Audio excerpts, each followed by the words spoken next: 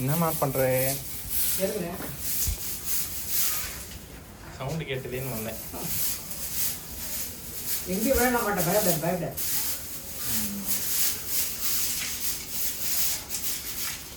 காஞ்சி வேலை செடியில் இருந்து இலையெல்லாம் போட்டது இல்லைப்பா, அதெல்லாம் பார்ப்பப்போ தெரியுமா மரம்.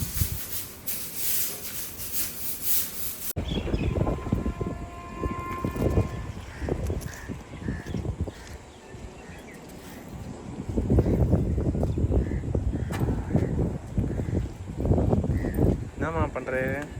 வா. காக்காவுக்கு சோறு வைக்கலையா? காக்காக்கு இல்லை, காக்காவும் சாப்பிடும். அரிசி கொஞ்சம் இருந்தது, சரி ஊற வச்சேன்.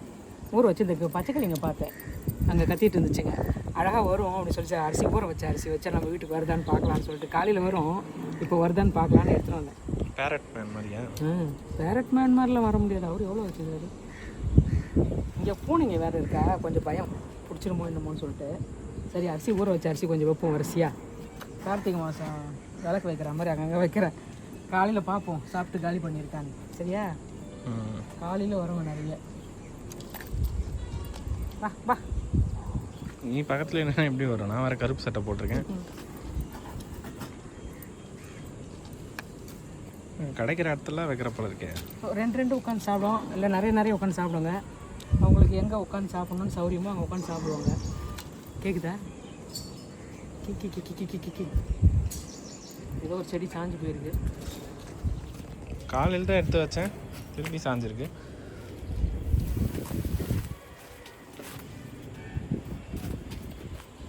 காலையில் மாடிக்கு வரும்போது தான் எடுத்து வச்சுட்டு வந்தேன், அது திருப்பியும் சாஞ்சிருக்கு. டெய்லி அப்பா அந்த மூலையில் சாப்பாடு வைப்பார். அந்த மூலையில் சாப்பாடு வைப்பார், எல்லாம் சாப்பிடுவாங்க. புரியுங்களா? அந்த இலை பார்த்து முள் அதை குத்துது, எங்கே சைடில் எங்கே குத்துதுன்னு பார்க்குறேன். இலையிலேயே முள் இருக்கும். முள் கத்திரிக்காய், இது கத்திரிக்காயிலே முள் இருக்குமோன்னு தெரியல, இருக்கும்னு நினைக்கிறேன். காய்ச்சல் பூத்து இருக்குது, பார்ப்போம் எப்படி காய்க்கிறாருன்னு. வாங்கப்பா, அரிசி வச்சுருக்க சாப்பிட முடியும். அரிசி மட்டும் வச்சா வேர்க்கடலை இருக்குல்ல, எடுத்து வந்துக்கலாம்ல.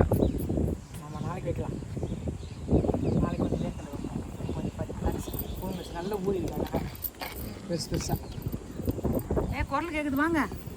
நீ இங்கே இருந்தால் வராதுமா, தூரமாக போயிடலாமா? தூரமாக போனாலும் அதுக்கு நீங்கள் வச்சுருக்கேன்னு தெரியணும்ல, இந்த லேட் ஆகும்.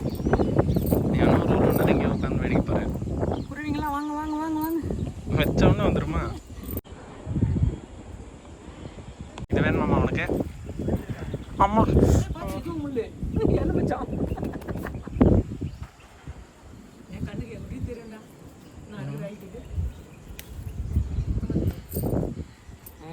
ஆரஞ்சு கலர் அழகாக இருக்குல்ல, பழுத்துதுன்னா ரெட் ஆகும். காலைல ரெட்டாக ஒன்று வந்து இது பறித்து சாப்பிட்டேன். அப்படியா? என்னென்னா கடவுள் படைச்சிருக்காருப்பா, குட்டி பூசணிக்காய் மாதிரி இருக்கு. கடவுள் படைச்சிருக்காரு, நம்ம வீட்டு கடவுள் தான் புதைச்சிருக்காரு. நம்ம வீட்டு கடவுள் செடிங்கெல்லாம் வாங்கி வைக்கிறதுல நல்லா வைப்பாரு. இங்கே பார்த்தியா, இது ஃபுல்லாக இருக்கா, இதில் எலும்பு கூட்டு தான் இருக்கு. சாப்பிட்ருக்காங்க குருவிங்க, அவங்களுக்கு அதான் தீனி. உணவு எங்கே இருக்குதுன்னு கரெக்டாக தெரியுது அவங்களுக்கு.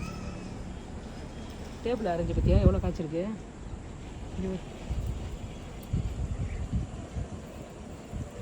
ஆரஞ்சு ஸ்மெல்லும் வரும், லெமன் ஸ்மெல்லும் வரும். நேற்று வேறு பேங்கில் போட்டது, இன்றைக்கி ரெயின் ட்ராப் பண்ணிட்டியா? புதுசாக வாங்கினதெல்லாம் காட்டவே இல்லை மக்களுக்கு. காட்டுறியா? வாங்கினா அதோட காட்ட மறந்தே போயிட்டேன்டா. அப்புறமா சாப்பிடுது என்ன தெரியலடா, தவிட்டு குருவி ஏதோ ஒரு குருவி வேணால் சாப்பிடுது. இங்கே பாரு, இதில் வந்து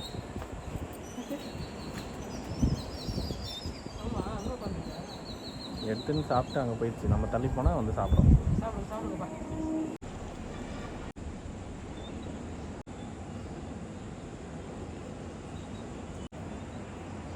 பயத்துலேயே சாப்பிட்றதால சாப்பிடும். நீ வேறு சவுண்டு போட்டுனே இருக்காரு. இவ்வளோ தூரத்துலேருந்து பார்த்துன்னு இருக்கோம்.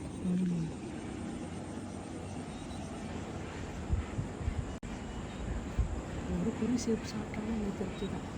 சாப்பிட்டுலாம் இருக்குது.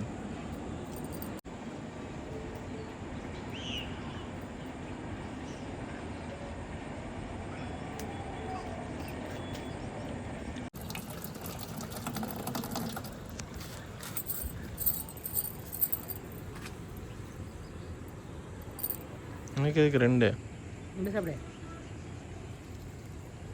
நல்லா இருக்கா? இது ஒரு தனி சுவை.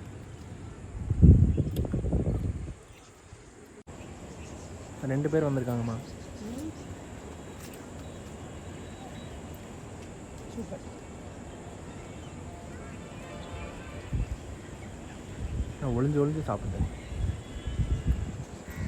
அவ்வளோ பயம் இல்லை.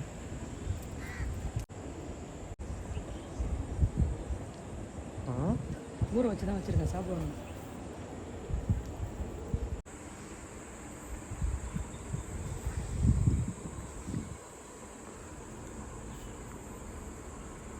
சாயந்தரம் ஆனால் பூஜை பண்ண ஆரம்பிச்சிடுறது. கார்த்திகை மாதம் சாயந்தரத்தில் விளக்கேற்றி வச்சா வாசலில் ரொம்ப நல்லது. மார்கழி மாதம் வெடிகாலம் விளக்கேற்றி வச்சா நல்லது. இல்லையா? கைப்பாவை பாவை விளக்கு. அதனால் நான் வந்து எப்போவுமே விளக்கேற்றி வச்சுருவேன் சாயந்தரத்தில். இது உதவி கார்த்திகை மாதம் விளக்கு வச்சா அவ்வளோ நல்லது. யாருக்குன்னு கேட்காத, நமக்கு தான். உனக்கு தான் கான் வேக வச்ச ஈவினிங் ஸ்நாக்ஸ் அப்படியே கொடுத்தா வேணான்னுவேன். சரி உரிச்சு கொடுப்போம், அழகாக சாப்பிட்ருவான், அதனால் உரிக்கிறேன். உரிச்சி சாட் மசாலா போட்டு தர போறியா? என்ன போட்டு தரேன்? என்ன அப்படியே ஸ்பூனை போட்டு தரேன். நான் அப்படியே கொடுத்தாலே சாப்பிட போகிறேன். சாட் மசாலா வேறு எதுக்கு? அது அப்படியே போட்டு உரிக்காமல் அப்படியே கொடுத்தாலே சாப்பிட போகிறேன்னு.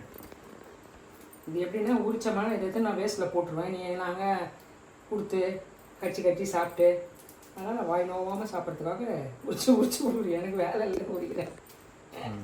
கோவிலுக்கு எப்போ போகிறேன்? 6:30. டெய்லியா? டெய்லி ஐயப்பன் கோயிலில் கார்த்திகை 1லேருந்து தை 1 வரைக்கும் பூஜை. தினமும் புஷ்ப பூஜை, அபிஷேக பூஜைன்னு நிறைய நடக்குது. பார்க்க தான் நேரம் இல்லை எனக்கு. வந்துடுறேன் வீட்டுக்கு. கோவிலே இருந்தது.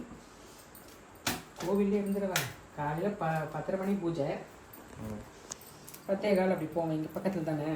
போயிட்டு பூஜை பார்த்துட்டு அன்னதானம் 12 மணிக்கு அன்னதானம் வரவங்களுக்கும் கொஞ்சம் எடுத்து போட்டுட்டு நானும் கொஞ்சம் சாப்பிட்டுட்டு சும்மா ஹெல்ப்பு. நான் சாப்பிடும்போது இன்னொருத்தவங்க போடுவாங்க, இன்னொருத்தவங்க சாப்பிடும்போது அது மாதிரி 4 பேர் 5 பேர் மாற்றி போடுவோம். போட்டுட்டு சாப்பிட்டுட்டு சாமியை கும்பிட்டுட்டா சாப்பிட போவோம். அதோடு வந்துடுவோம். ஈவினிங் போயிட்டு புஷ்பம், உதிரி புஷ்பம் ஒரு 10 கூட புஷ்பம் இருக்கும், 10-15 கூட இருக்கும். எல்லாரும் கூடையை தூக்கிட்டு கோயிலை 3 தடவை சுற்றி வந்து ஐயப்பனுக்கு கொடுத்தா ஐயப்பன் மேலே பூ போட்டு பண்ணுவாங்க. அது புஷ்ப பூஜை.